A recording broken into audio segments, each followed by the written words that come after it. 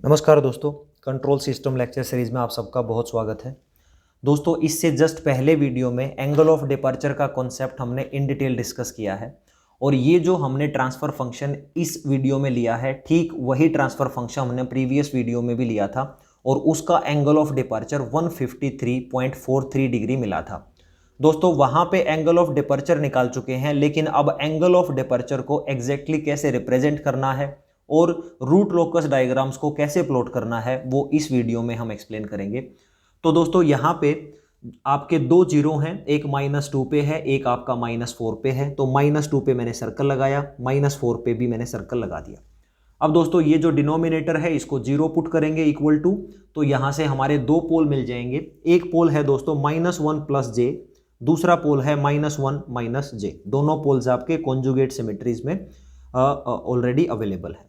और दोस्तों, जो एंगल ऑफ डिपर्चर है वो आपका 153.43 है। तो यहाँ पे सबसे पहले मैं ये देख लेता हूँ कि जो रूट लोकस ब्रांचेज हैं वो कहाँ वैलिड हैं, कहाँ वैलिड नहीं है। तो अगर आप ये जो जीरो है इससे इस साइड किसी भी एक पॉइंट पे आप खड़े होके देखोगे तो ठीक उस पॉइंट के राइट साइड में आपका कोई भी ऐसा पोल या जीरो नहीं है जो एग्जैक्टली रियल एक्सिस पे लाई करता हो। इसका मतलब इस जीरो के राइट साइड में आपका रूट लोकस ब्रांच एग्जिस्ट नहीं करेगा।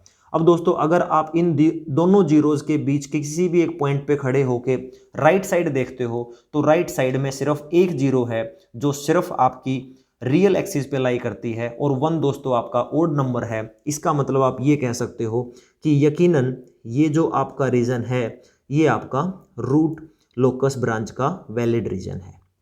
कुछ बच्चे ये कहेंगे कि सर यहाँ दो पोल्स भी हैं, तो टोटल आपका दो पोल प्लस एक जीरो 3 बना। अगर इस पॉइंट से मैं देखता हूँ तो उनके लिए मैं बता दूं कि आपको सिर्फ वही पोल्स या जीरोज कंसीडर करने हैं जो सिर्फ आपके रियल एक्सिस पे लाई करते हों। इमेजिनरी या कॉम्प्लेक्स पोल्स या जीरोज हैं तो उनको आप कंसीडर नहीं करोगे। तो ये आपका रूट लोकस ब्रांच होगा। अब दोस्तों, आपको मैं बता दूं, अगर दो कंसेक्यूटिव जीरोज के बीच में रूट लोकस ब्रांच है तो डेफिनेटली उनके बीच आपका एक पॉइंट होगा जिसको हम ब्रेक इन पॉइंट कहते हैं। और अगर आपके दो कंसेक्यूटिव पोल्स हैं और उनके बीच में रूट लोकस ब्रांच है तो उसके बीच डेफिनेटली एक पॉइंट मिलता है जिसे हम ब्रेक अवे पॉइंट या सैडल पॉइंट कहते हैं। दोस्तों, दोनों पॉइंट को फाइंड आउट करने का तरीका बिल्कुल सेम है। आपका ओपन लूप ट्रांसफर फंक्शन यहाँ गिवन है। सबसे पहले आप क्या करेंगे, characteristics equation 1 + g of s that must be equal to 0। तो दोस्तों, जब आप ऐसा करोगे तो आपको ये मिल जाएगा, that is s² + 2s + 2 plus k times ये जो आपका है इसको आप मल्टीप्लाई कर लीजिए, ये बनेगा आपका s² + 6s + 8 and that would be equal to 0। अब दोस्तों, आपको पता है आपको यहाँ पे k in terms of s निकालना है, तो वो आपका बन जाएगा, that is k is equal to -s² + 2s + 2 divided by, ये टर्म आपकी नीचे चली जाएगी, ये बनेगा s² + 6s + 8। अब दोस्तों, जो ब्रेक वे पॉइंट है या ब्रेक इन पॉइंट है उसके लिए आपको ये निकालना होता है dk/ds that must be equal to 0। तो दोस्तों, अगर आप ऐसा करेंगे तो क्या होगा, माइनस यहाँ कॉमन ले लीजिए क्योंकि ये जो माइनस है ये माइनस मैंने कॉमन लिया। तो अगर आपका नोमिनेटर और डिनोमिनेटर में एक्सप्रेशन है तो फार्मूला होता है दोस्तों, डिनोमिनेटर्स का आप होल स्क्वायर करें, that is s² + 6s + 8 whole square. फिर दोस्तों, डिनोमिनेटर एज इट इज़ होगा, तो s² + 6s + 8 और जो नोमिनेटर्स है उसका डेरिवेटिव लेना है। इसका डेरिवेटिव दोस्तों, माइनस साइन ऑलरेडी बाहर है तो यहाँ बनेगा 2s + 2, तो 2s + 2 बनेगा। फिर दोस्तों नेगेटिव साइन, और नेगेटिव साइन के बाद जो आपका नोमिनेटर था अब की बार वो एज इट इज़ होगा, that is s² + 2s + 2 multiply with, अब जो डिनोमिनेटर है उसका डिफ्रेंसिएशन करना है तो ये बनेगा दोस्तों 2s + 6। तो ये बन जाएगा दोस्तों आपका 2s + 6। आई होप आप देख सकते हो दोस्तों। इसके बाद यहाँ पे that must be equal to 0 होगा। जब दोस्तों आप इसको सोल्व करेंगे तो डेफिनेटली आपको क्वाड्रेटिक इक्वेशन मिलेगी that would be equal to 0, और उसके दोस्तों दो रूट्स होंगे। एक रूट आपका होगा s इक्वल टू -3.8 और जो दूसरा रूट है दोस्तों वो होगा आपका s2 that is equal to -2.61। अब दोस्तों इन दोनों में से डेफिनेटली एक जो आपका रूट है वो वैलिड होगा और दूसरा आपका इनवैलिड होगा। तो देख लेते हैं। पहला जो है -0.38, -0.38 इसका मतलब समवेयर 0 और -1 के बीच लाई करेगा, और इसके बीच में दोस्तों आपकी रूट लोकस ब्रांच नहीं है। अगर रूट लोकस ब्रांच इस पॉइंट्स पे नहीं है तो डेफिनेटली ये पॉइंट आपका इनवैलिड पॉइंट है।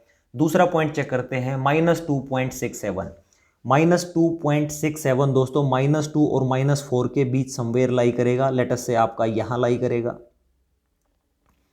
और यहाँ दोस्तों ये जो रीजन है ये आपका रूट लोकस ब्रांच का रीजन है। तो डेफिनेटली ये जो पॉइंट है ये आपका वैलिड पॉइंट है, और इसी पॉइंट को दोस्तों हम कहते हैं ब्रेक इन पॉइंट। ध्यान रहे, अगर दो कंजर्वेटिव जीरो हैं उसके बीच में अगर आपका रूट लोकस ब्रांच है तो उसके बीच जो पॉइंट होगा उसे हम ब्रेक इन पॉइंट कहते हैं। अगर दो कंजर्वेटिव पोल्स आपके हैं फिर उसके बीच में रूट लोकस ब्रांच एग्जिस्ट करती है तो उसके बीच कोई एक पॉइंट को हम ब्रेक अवे पॉइंट कहेंगे। तो ये आपका यहाँ दोस्तों जो है वो ब्रेक इन पॉइंट है। अब पॉइंट ये है दोस्तों कि ऐसे ट्रांसफर फंक्शंस को हम रूट लोकस डायग्राम्स में कैसे प्लॉट करें। तो यकीनन ये जो पोल है इस पोल का जो एंगल ऑफ डिपार्चर है वो 153.43 है।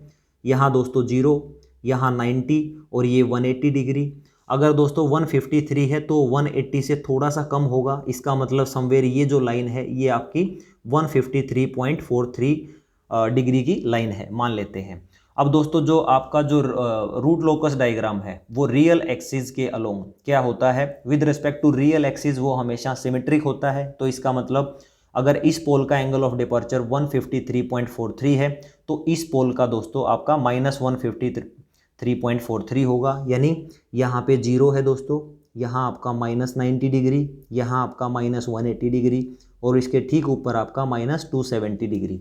तो इसका मतलब दोस्तों -153.43 समवेयर आपका यहाँ प्लॉट होगा। अब इसके बाद पॉइंट ये है कि एंगल ऑफ डिपार्चर का एक्चुअल सिग्निफिकेंस क्या है। एंगल ऑफ डिपार्चर का सिग्निफिकेंस दोस्तों यही है कि ये जो आपके दो पोल हैं डेफिनेटली ये दोनों पोल किसी दोनों फाइनाइट जीरोस पे टर्मिनेट होंगे, लेकिन ये पोल दोस्तों एक्चुअल में किस पाथ को फॉलो करते हुए जीरोस पे टर्मिनेट होंगे। तो दोस्तों इनका जो एक्चुअल में जो स्टार्टिंग एंगल होगा या जो डायरेक्शन होगी वो आपकी एंगल ऑफ डिपार्चर ही तय करता है, यानी इस डायरेक्शन से होते हुए ये पोल आपके यहाँ से होते हुए इस ब्रेक इन पॉइंट पे जाके इंटरसेक्ट करेंगे, और इस ब्रेक इन पॉइंट के बाद फिर एक पोल आपका इस जीरो की तरफ चला जाएगा, यानी ये आपकी डायरेक्शन होगी रूट लोकस ब्रांचेस की। और जो ये पोल है दोस्तों ये पोल आपका ठीक -153.43 इस डायरेक्शन से पहले चलेगा और इस डायरेक्शन से चलता हुआ धीरे धीरे इस ब्रेक इन पॉइंट पे पहुंचेगा, और इस ब्रेक इन पॉइंट से ये आपका जो दूसरी जीरो अवेलेबल है ठीक उसके पास जाके टर्मिनेट हो जाएगा। So this would be the direction of your two poles which are lying on the complex domain. तो दोस्तों यहाँ पे देखिए आप जो एंगल ऑफ डिपार्चर है इसका मतलब ये जो कॉम्प्लेक्स पोल्स है, जब भी आपका कॉम्प्लेक्स पोल्स किसी भी जीरो या इन्फिनिटी पे टर्मिनेट होगा तो वो एंगल ऑफ डिपार्चर से आपका स्टार्टिंग डायरेक्शन तय करेगा, और यहाँ से डायरेक्शन तय होते हुए इस पॉइंट पे इंटरसेक्ट करेगा जो रियल एक्सिस पे है। ये पॉइंट आपका दोस्तों ब्रेक इन पॉइंट है। तो ये पोल आपका इस जीरो पे टर्मिनेट हो गया, और ये जो पोल है दोस्तों ये आपका दूसरी जीरो पे टर्मिनेट हो गया। और यहाँ पे हम ये कह सकते हैं कि P माइनस जेड आपका क्या है, जीरो, क्योंकि दो ही आपके जीरो हैं, दो ही आपके पोल हैं। अगर P माइनस जेड आपका जीरो है तो जो एंगल ऑफ एसिम्पटोट्स है वो आपका एग्जिस्ट नहीं करता, यानी आपका कोई भी पोल इन्फिनिटी को अप्रोच नहीं करेगा। दो पोल्स हैं, दो पोल्स आपके दोनों फाइनाइट जीरोज पे जाके टर्मिनेट हो जाएंगे। और यहाँ पे देखो दोस्तों जो फर्स्ट पॉइंट है उसको अभी भी मैं रिकॉल कराना चाहता हूँ कि जो आपका रूट लोकस डायग्राम है वो आपका with respect to real axis हमेशा सिमेट्रिक होगा। इसका मतलब इस पेन के जस्ट ऊपर जो शेप बनी होगी ठीक वैसी ही शेप इस पेन के नीचे बनी है। सो वो वैलिड पॉइंट है दोस्तों। जब भी आप अपना रूट लोकस डायग्राम बनाएं तो इस पॉइंट का जरूर ध्यान रखें। अगर आपका with respect to real axis symmetric shape नहीं बनता है तो डेफिनेटली आपका रूट लोकस डायग्राम कहीं ना कहीं गलत है। So this is the complete detailed concept of angle of departure, और एंगल ऑफ डिपार्चर्स के साथ हमने रूट लोकस डायग्राम्स भी प्लॉट कर लिया है। So I hope you have understood this. दोस्तों अगर आपको वीडियो अच्छे लगें तो अपने फ्रेंड्स में जरूर इन्हें शेयर करें ताकि हर एक स्टूडेंट्स एक क्वालिटी वीडियोस इंश्योर की जा सके। सो this is the end of the video. Thank you so much for watching this video.